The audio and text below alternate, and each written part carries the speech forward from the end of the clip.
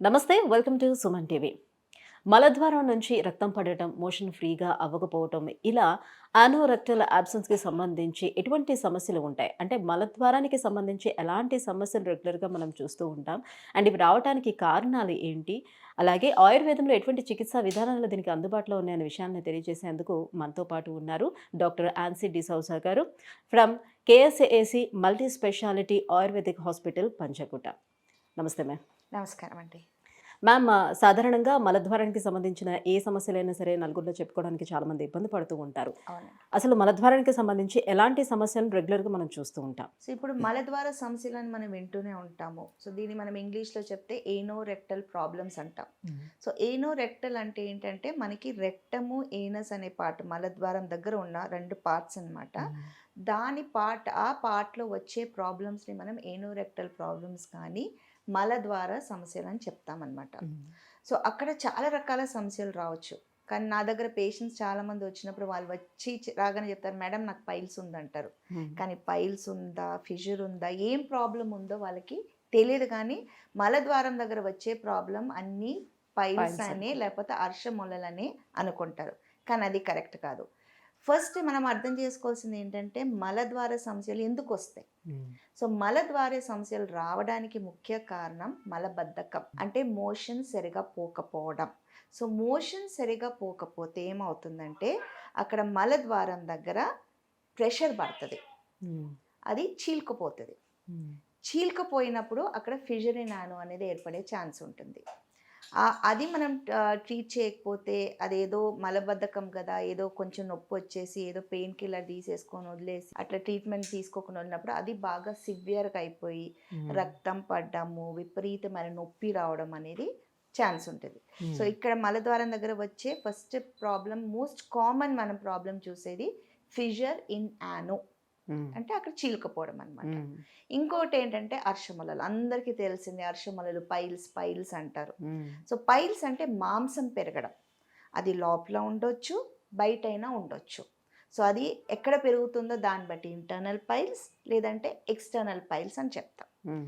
So ఇది ఇంకా next problem ఏంటంటే పెరియానల్ యాబ్సెస్, అంటే ఆ మలద్వారం చుట్టూ లోపల నుంచి ఇన్ఫెక్షన్ లాగా వెళ్ళి అక్కడ పస్ కలెక్ట్ అయిపోయి పెద్ద గడ్డలాగా వచ్చి విపరీతమైన నొప్పి జ్వరంతో ఉంటుందన్నమాట. సో దాన్ని పెరియానల్ యాబ్సెస్ అంటారు. ఇంకొకటి, ఇవన్నీ మనం ఈ ప్రాబ్లమ్స్ అన్నీ మనం వచ్చినప్పుడు నెగ్లెక్ట్ చేసుకుంటూ పోయినప్పుడు ఫిస్టులా ఇన్ నానో అనే ఒక కండిషన్ డెవలప్ అయ్యే ఛాన్స్ ఉంది. సో హ్మ్. ఫిస్టులా ఏంటంటే లోపల నుంచి బయటికి కనెక్షన్ వచ్చి దాంట్లోంచి పస్సు కారడము, రక్తం రావడము అనేది జరుగుతుంది. సో హ్మ్. ఇది మలద్వార సమస్యలు. సో అక్కడ ఏ రకమైన ప్రాబ్లం వచ్చినా అర్షమొలలు అనుకొని, పైల్స్ అనుకొని, పోతదిలే ఏదో ఒకటి తీసుకుంటే అయిపోతది, మజ్జిగ తాగితే, నీళ్ళు తాగితే సరిపోతది అనుకొని వదలకూడదు. డాక్టర్‌ని హ్మ్. కంపల్సరీ సంప్రదించాలి. సో, వీటి లక్షణాలు కేవలం మనకి ఈ పైల్స్ రూపంలో, ఫిస్టుల రూపంలోనే కనిపిస్తుందా? ఇంకా అదర్ సింప్టమ్స్ ఏవైనా మనకి తెలుసుకోవడానికి అవకాశం ఉంటుందా? మలద్వార సమస్యలు అంటే అది లోకలైజ్డ్. హ్మ్. లోకలైజ్డ్ అంటే ఆ భాగానికి సంబంధించిన ప్రాబ్లమే. హ్మ్. సో, ఇప్పుడు ఫిషరీ నానో వచ్చిందనుకోండి, మోషన్‌కి వెళ్ళినప్పుడు విపరీతమైన నొప్పి ఉంటుంది. హ్మ్. కొంతమందికి మోషన్‌కి పాస్ అయిన తర్వాత కూడా కొన్ని గంటల దాకా నొప్పి ఉంటదంటారు. హ్మ్. సో, అంటే పెయిన్. ఎక్స్‌టర్నల్‌గా కనిపించేటప్పుడు ఏదన్నా తెలుస్తుంది. ఇంటర్నల్‌గా ఉండేటప్పుడు తెలీదు గదా! అవును. అప్పుడెట్లా సో, తెలుసుకుంటాం మనం? ఇంటర్నల్‌గా మనకి ప్రాబ్లమ్ ఉన్నప్పుడు సిమ్ప్టమ్స్‌తో చూసుకోవాలనమాట. సో, ఇప్పుడు మోషన్స్ ఫస్ట్ ఆఫ్ ఆల్ గట్టిగా పోతుంది. గట్టిగా పోయినప్పుడు మనకి విపరీతమైన నొప్పొస్తుంది. సో, హ్మ్. నొప్పొస్తుందంటే అక్కడ ఏదో ప్రాబ్లమ్ ఉంది ఉంటేనే కదా నొప్పొచ్చేది. సో, హ్మ్. మంట ఉంటేనే పొగొస్తది. సో, అక్కడ నొప్పి ఉంది అంటే అక్కడ ఏదైనా లోపల ఏదో ఇంజరీ జరిగి ఉండొచ్చు, ఫిషర్ ఉండొచ్చు. స్టార్టింగ్ స్టేజెస్‌లో అంటే ఫస్ట్ మనకి మలబద్ధకం వచ్చిందనుకోండి, 2, 3 సార్లు వచ్చేసిందనుకోండి, ఇన్‌ఫ్లేమ్డ్ రెక్టమ్ అంటాం. అంటే మలద్వారం మొత్తం పచ్చి పుండులాగా అయిపోతది, ఈ ఫిషర్ ఇవన్నీ డెవలప్ అవ్వకముందు. సో, ఇన్‌ఫ్లేమ్డ్ రెక్టమ్ అనే కండిషన్ ఉండొచ్చు. సో, అది ప్రాబ్లమ్ ఏంటి, మనకి మలబద్ధకం ఉంది, నొప్పుంది అని తెలిసినప్పుడు ఆ స్టార్టింగ్ స్టేజెస్‌లోనే డాక్టర్‌ని వెళ్లి సంప్రదిస్తే డాక్టర్ చూసి, బాబు ఈ ప్రాబ్లమ్ ఉంది మీకు అని చెప్పడానికనేది వీలవుతది. సో, హ్మ్. పేషెంట్‌కి తెలిసేదేంటి, నొప్పి.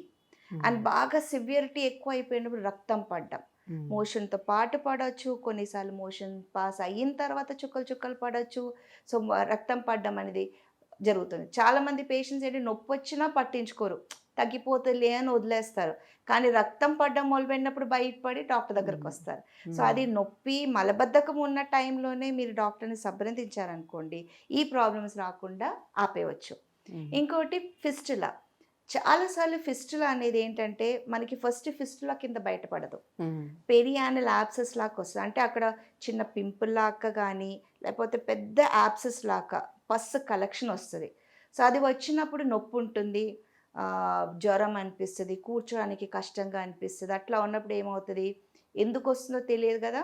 వాళ్ళు జనరల్ డాక్టర్స్ దగ్గరికెళ్తారు. సో జనరల్ డాక్టర్స్‌కెళ్ళినప్పుడు ఏమవుతది, వాళ్ళు కట్ చేసి పస్ డ్రైన్ చేస్తారు. మళ్ళీ అక్కడే డ్రెస్సింగ్ చేసుకొని మళ్ళీ క్లోజ్ చేస్తారు. కానీ ఎందుకొస్తుంది ఇది abscess, what is the cause of the abscess చూడకుండా జస్ట్ ఇన్సిషన్ డ్రైనేజ్ చేస్తారు. సో ఇది చేసినప్పుడు ఏమవుతుందంటే, ఆ ఫిస్టులా అనేది ఆల్రెడీ అక్కడే ఉంది. అది హీల్ అవ్వలేదు. అది ట్రీట్ అవ్వలేదు. మళ్ళీ ఫ్యూ మంత్స్‌కి, 1 ఇయర్‌కి రిపీట్ అదే కండిషన్ వస్తదనమాట.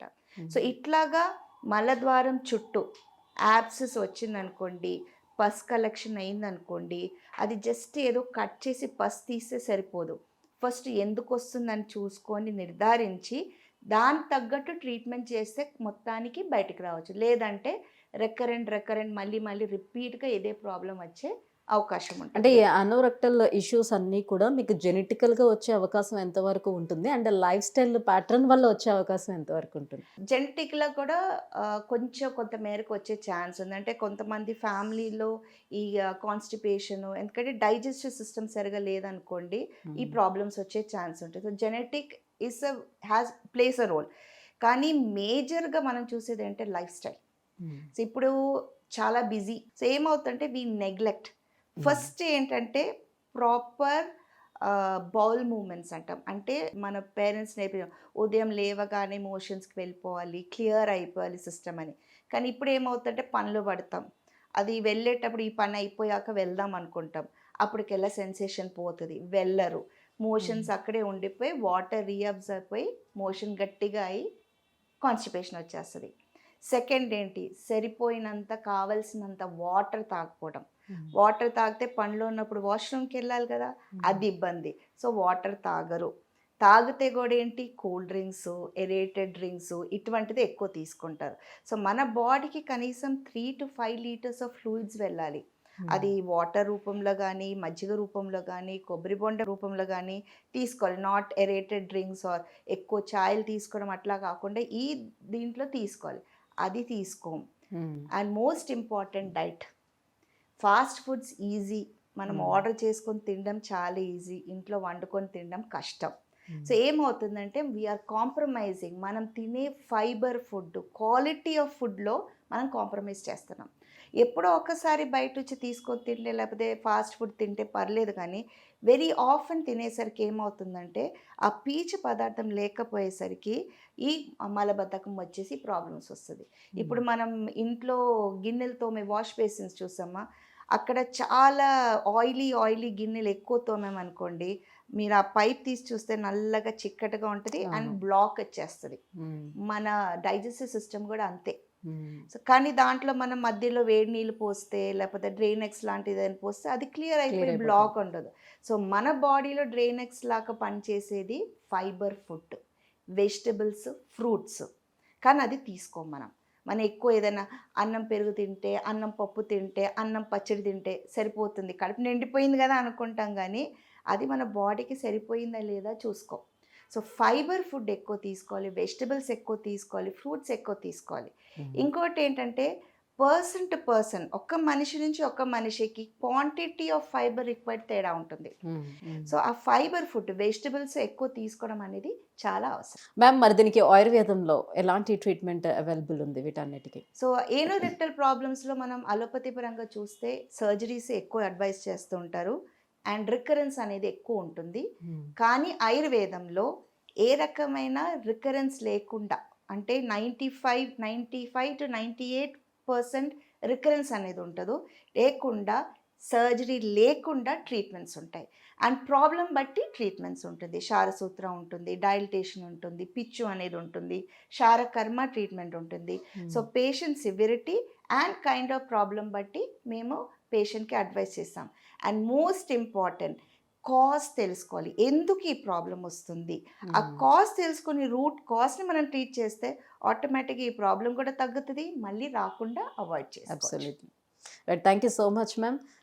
సో మలద్వారానికి సంబంధించి మనకి ఎలాంటి ఇష్యూస్ ఉంటాయి రెగ్యులర్‌గా అండ్ దానికి ఆయుర్వేదంలో ఎటువంటి ట్రీట్మెంట్ అందుబాటులో ఉందనే విషయాన్ని తెలియజేసినందుకు thank you so much. Thank you.